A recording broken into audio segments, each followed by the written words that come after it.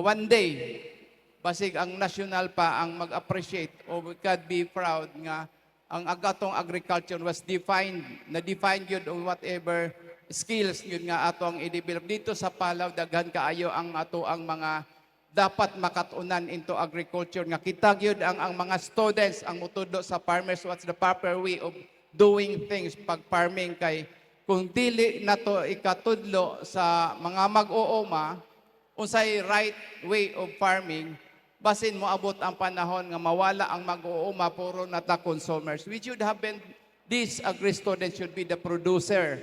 They should not be the job seeker in the future. They should be the job creator. Labi na gyud sa mga mag-uuma nato matudluan nila ang ato ang timberland matudluan nila unsay right way of kanang naang pag-amping sa atong kinaiyahan. Ang atong wildlife dapat maapil sa ilaha nga